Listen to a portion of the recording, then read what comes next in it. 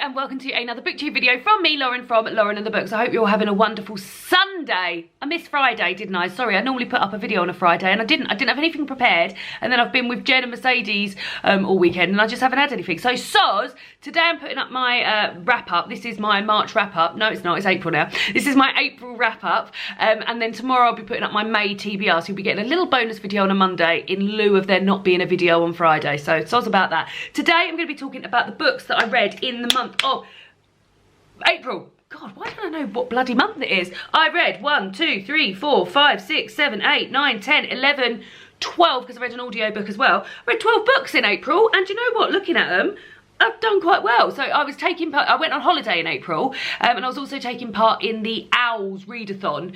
I bloody love doing that, where you have to read certain books in order to get qualifications to become your preferred wizarding profession. Mine was Aura / Head of the Ministry of Magic.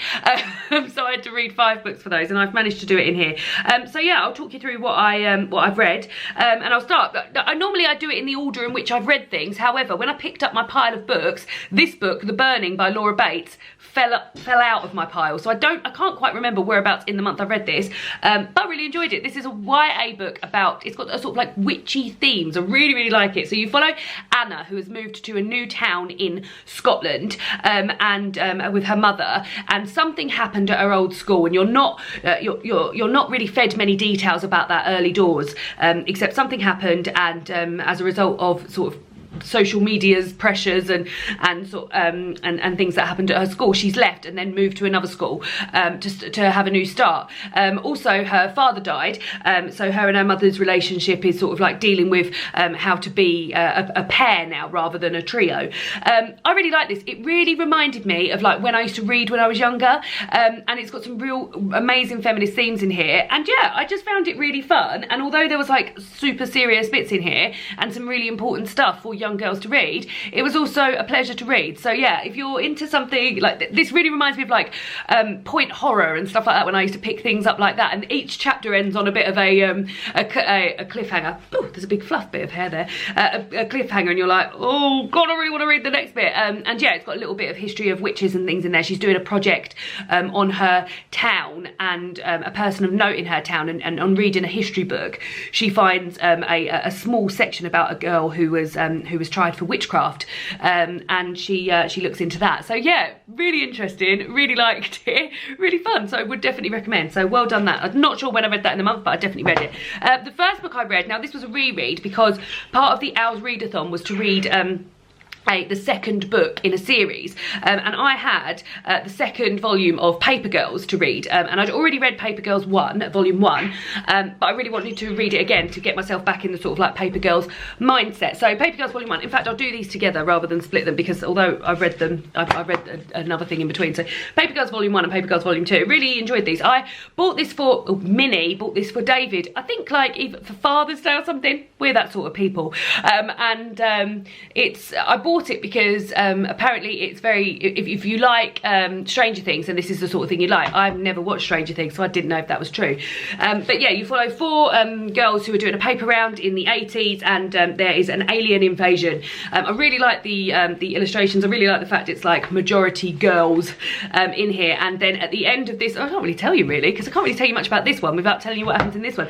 And then at the end of this one, a character, I can't explain it without telling you. So at the end of this one, something happens, and this follows on from that. Shocker, as it's a sequel. But yeah, really enjoyed it. Again, nice. I really like the colour palette, and I like the sort of like aliens and stuff. I like what the girls are wearing because it's like 90s.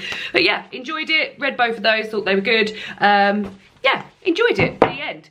So that was my first book that I read for the Owls readathon. The next book I read was Rebel Voices, The Rise of Votes for Women by Eve Lloyd Knight and Louise K. Stewart. Read this for the Owls readathon. Read this for the Owls readathon because I had to read something that began with R, and there was no bloody books on this shelf. I'm aware Raw is here, I've already read it. That began with R, so I went for this. But do you know what, I've had this on my shelf for ages. I bought this for February last year. Last year I hosted a month's readathon. I don't really know if it is a readathon, but like a month's worth of reading, where I just read all books to do with women and about women getting the vote and things like that, and I bought it and I didn't read it, and I really enjoyed it. So it's a children's book. However, there's quite a lot of info in here, and it starts from like when the first country that gave women the vote, which was New Zealand in 1893, and you work through history all the way up until there's my my bookmark, all the way up until, hold on, more recent people that have been, more recent countries which have given the women the vote. So more recently was Saudi Arabia in 2015. It's got some really interesting facts in here. The illustrations are absolutely amazing. I mean, look at that. Like, the artwork is just fantastic, and I really enjoyed reading it. I really enjoyed it, and I found it educational. Like, I consider myself, like, I sort of know quite a lot about feminism and the rise of the vote for women and things, but there was still stuff in here, a children's book, that I was learning about and really enjoyed. So yeah, would definitely recommend this. Yeah, it's massive. It's massive, and it's a book I read at home, but I can't stop telling you about this artwork. It was lovely. So yeah, very much enjoyed that. The next book I read, very much enjoyed as well. Keep saying very much enjoyed, and that was A Ladder to the Sky by John Boyne. This is a library copy, that's why it's shiny. Now, you'll all know how much I loved The Heart's Invisible Furies, another book by John Boyne. Thought it was the first book by John Boyne I'd read, but I hadn't. I'd read The Boy in the Striped Pyjamas before. First adult book I'd read by John Boyne. I read that, was it last month or the month before? Absolutely my favourite book of the year so far. Found it amazing, really loved it. And then when I finished it, I went straight to the library and got all the books off the shelves that John Boyne had written. And the first one I read was A Ladder to the Skies. This is his most recent release. Now, really enjoyed this. This is a story of literary betrayal. You follow a character, Maurice Swift, on his life and all the people that he comes into contact with in his life, and how he has stolen stories from them or other things from them, and that might be in really maybe I would never use the word innocent to describe Maurice Swift, but like in really catastrophic ways, and in sort of like listening to someone and then passing it off as your own. And just, I thought it was amazing. I love John Boyne's writing. I think he's absolutely fantastic, and I really love this. I didn't love it as much as Heart's Invisible Furies. That was the sort of book that I closed it and I was like, my heart hurt so much because I was away from those characters. And in here, as I said to Simon, they're all bastards. So Maurice Swift himself is a right little shit, and the situations he gets himself in and the circles he moves in are just like not my favourite, like not my favourite characters ever. But yeah, I thought it was really good, and it's a real jaunt and a good story. And also, if you've read this and you like this, I was thinking, I don't know where it is. I've got a tiny little novella written by Ian McEwan. It's called The Purple Scented Novel. Here comes my dinosaur themed boyfriend. You coming to show everyone your outfit? I can do. Come on. A tiny little novella by Ian McEwan called My Purple Scented Novel, which is also about literary theft. So if you enjoyed this, you might also enjoy that. Come here. David's got lots of dinosaurs on. He's got a dinosaur shirt on, and this, oh my god, you smell lovely. What you got on? It's just my natural Do you want to put your head so people do know you exist? Hello. He's going to watch Endgame for the second time today. Not today, this weekend. Oh yeah, the second, yeah. 3 word, calm down. 3-word review on Endgame. Best film ever. Well, no, it's probably not the best film ever, but it's got... Didn't eat snacks would be your I didn't review. eat snacks. You didn't even touch his snacks. No, which is very unlike me. Very good. Bye. Thank you. Are you going now? In a minute. He's going now. The next book I read, which also counted towards the owls, as I had to, for herbology, I had to read a book with a plant on the cover. It's got trees, bushes, grass, plants, all sorts of plants, and that is Ali Smith Spring. Now, this is the third in a seasonal quartet, and I have read both the other seasonal quartets, and I would put this as my second favourite. I think Winter is still my favourite, but this is my second favourite, and this is follows a young girl, I'm using the word prison officer because it basically is a prison officer, but works at a detention centre for immigrants, and their journey north to, oh god, I've got really itchy nose, I'm so sorry. And their journey to Scotland, and yeah, I think it was, I feel like it was fine. What I will say is, when I read Ali Smith things, because I get so absorbed in the writing of it, and like I can show you an example of the writing and how different it is like to what I normally read, I often forget the plot, which I know is a mad thing to say. So for instance, like as you can see here, please focus on this, let's have a look. There's lots of like big words, little words, all sorts going on. Here we go, there's not much grammar used. So we need to suggest the enemies within. We need enemies of the people. We want their judges called enemies of the people. We want their journalists called enemies of the people. We want people to decide to call enemies of the people called enemies of the people. We want to say loudly over and over again on as many TV radio shows as possible how they're silencing us. And yeah, it's yeah, it does take me a bit of time to get the plot over. And when I finish them, I'm not like, the plot isn't right there at the front of my mind. It's more of a like, oh yeah, I got through that. And that sounds awful, but I don't mean it in that horrible way. So yeah, so that's how I felt about it. And trees on the cover.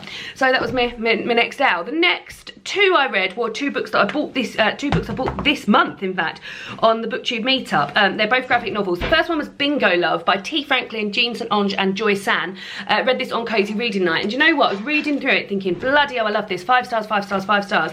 And then there was a few things that really pulled me out of it in a way that at the time I put it through as 4 stars, but I think now I would put it through as 3 stars because it really removed me from the story. So some of them, I will show you something. Let me see if I can find it. I'm not going to be able to find it. Basically, let me tell you the storyline of this. So you follow these two women who meet when they are young girls at a church bingo night, and they fall in love with each other.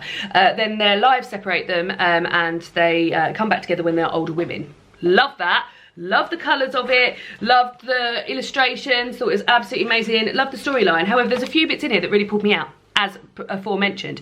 The first thing is, at 2 points in the story, there's a little asterisk, and then it says, if you want to find out what da-da-da and da-da-da got up to when they were on holiday in Paris, then you should check out this book. That happened twice, and that really put, like, I was really like involved in the story, and then that happened twice, and I was like, no thank you, I don't need that to sort of like pull me in. If that's the case, stick it at the end. Like, don't put it within the story. It made me really realise that I was reading like a fictional story. I did not like that at all. And then, and this is a bit of a spoiler, so if you'd like to disappear for this. Okay, so later on in the story, Mari gets unwell. This is a spoiler. Mari gets unwell and goes to a home, and her partner goes to see her, and Elle goes to see her, and she says, she hasn't recognised me since she became ill, but with the help of new technology disguised as my necklace, I'm able to show her the face she remembers from 1968 while telling her our love story every day. But there's literally been no mention of like science fiction themes or anything like that, and that's just like plonked in and it just felt really weird. So there was 2 points in that, and it's a shame because I loved this and I loved the story, and I loved the illustrations and the colours that are used, and I just thought it was amazing. But those 2 points, like the pulling me out of the story separately for 2 separate things, nah, didn't like that. So yeah, sadly, I've bumped that down to a 3. The next one is Moonstruck by Grace Ellis and Shay Beagle, and this is Volume 1 Magic to Brew. Now, I had really high hopes for this, and there's parts of it that I really, really liked, but there's parts of it that I, like, on reflection, always happens on reflection, I feel a bit about. So this follows 2 werewolves, I mean, that's a plus point already, who go on their first date together. On their first date, they go to a magic show, and they take one of their friends with them, who is a centaur. And at the magic show, something happens, and the centaur loses his centaurness and gets turned into a human. And they're looking for why that's happened, and they're looking into this magic show and like what's happened and things like that. I like that storyline. One thing, I was talking to Mercedes about this over the weekend, not to preempt her review, but there was parts of this where some characters didn't look the same from page to page. So in particular, this character here, whose name I have bloody forgotten, who is a witch, here she is. Like, from page to page, she does not look like the same person. And Mercedes was saying sometimes she, like, here, that is her again. And Mercedes was like, oh, like sometimes her hair doesn't even look the same colour. It's like ginger there and black there. And yeah, and it was really, really super fast paced. So at the time I enjoyed it, but on reflection I'm like, and I don't think I'll go to volume 2. So that's how I felt about that. Next book, however, 5-star book, well done, Daisy Jones and the Six, Hayla Jenkins Reid. This is going to be bloody everywhere on YouTube because everyone's been loving it so much. This is a book which tells the story of a band, Daisy Jones and the Six. It is slightly based on, but not really, Fleetwood Mac. It's based on the character, so the character of Daisy Jones sort of takes inspiration from Stevie Nicks, and the songs and the music they have is similar to that of Fleetwood Mac. It's told in transcription, so it is pacey as fuck, guys. It really, really reads really quickly, and there's no sort of description. It's just you're hearing different points of view of the band coming together, their success, and why they split up from different members of the band. Because of that, you hear loads of different as I said, different members of the band, you hear loads of different points of view, and some events happened completely different in some people's minds than it did others, and I really like that. And it's not in a case where you're reading a chapter and you're finding out something, how someone thinks something differently happened then, and then you're going back and comparing it to a previous chapter. It's all laid out there like in chronological order. As I said, it's really pacey, it's really fun. I really liked it. I was wearing hoop earrings all the time because Daisy Jones wears hoop earrings, and yeah, I just found it amazing. I really liked it, and I didn't think I was gonna love it as much as I did. A lot of people have said to me that the audiobook of this is fantastic, and I will definitely be revisiting it as an audiobook. It's got a full cast, so every single member of the band is has got a different voice in it, and I just feel like that would be a lovely way to consume it. So in the new year, because I don't like to reread books within a year, I'm going to listen to that. But really loved it, gave it 5 stars. Can't wait to read.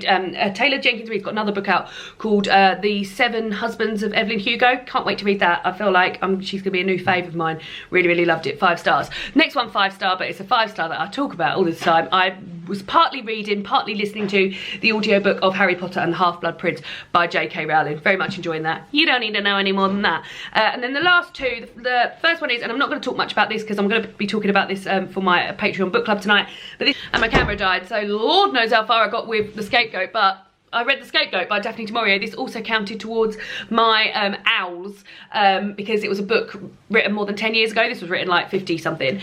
Very much enjoyed it. I'm not going to go into much detail about this because I'm talking about my I'm talking about it on my Patreon book club tonight. But it follows you meet 2 characters at the beginning, Jean and John. One's English, one's French, and they meet at a railway station in France. They look alike, they sound alike, they act alike, their body movements are the same, etc. like that. They spend the night drinking and sort of like chatting about shit, and then in the morning when John wakes up, Jean has stolen his identity, and somehow, and I'm not quite sure how it happens, Minnie's on the I'm not quite sure how it happens, but John then takes on the identity of Jean and goes and lives in his chateau with his family and like solves some family drama, and all sorts of things happen. Really liked it. If you haven't read Daphne du Maurier before and you want to go into Daphne du Maurier a different way other than Rebecca, I would definitely suggest this. This has got all the sort of like the bit. What are you looking for, David? Headphones. Oh, I don't know. This has got all the description and atmosphere as Rebecca, but yeah, it's a completely different book to Rebecca. And also, if you've read Daphne du Maurier before and you're not quite sure where to go to next, go with this, because I feel like this is a lesser known Daphne du Maurier book, but absolutely deserves to be known as much as the others. Really enjoyed it. Really enjoyed it. So that is what I read, and we'll be talking about that at Patreon book club this very evening. The last book I read, it was a reread. It was a reread of Nevermore, The Trials of Morrigan Crow, the first in the series by Jessica Townsend. This I listened to on audiobook and really enjoyed it. The girl who does the audio is absolutely fantastic. Her range of voices and dialects and accents is just absolutely amazing. I thought it was really good. You will know that I read this book last year and absolutely loved it, gave it 5 stars, and I was just wanted to reread it, so I've listened to the audiobook. Thought it was amazing. You follow Morrigan, who is a cursed child, cursed to die on her 11th birthday, I think, and then on her 11th birthday, a chap called Jupiter North turns up at her house, whisks her away and tells her that she is to take part in trials to become part of the Wonder Society, and that's what this book follows, her taking part in those trials and trying to learn out what her knack is. Everybody in these books have a knack, like some sort of special skill. So her friend Hawthorne is able to ride dragons amazingly, and then there's another girl, Cadence, who is a mesmerist and makes people forget about her, and Morrigan's trying to learn out what her knack is and things like that. Really loved it. It's a great children's book. I thought it was amazing. There's a lot of like Harry Potter references in there. You can see that the author loves Harry Potter a lot. In the first book, there's that sort of like on the side of yes, that's fine. And the second book, does it go over the edge a bit? Maybe. However, I haven't reread the second book, so I shouldn't really be talking about the second book. But yeah, there's loads of good stuff in there about Christmas and Halloween. Oh yeah, really fun. So those are the 12 books that I read in the month of April. Let me know if you have read any of these books. Let me know how your reading went in April. And yeah, I'll see you all again bloody tomorrow for my TBR. Got to post my thumbnail now. Bye!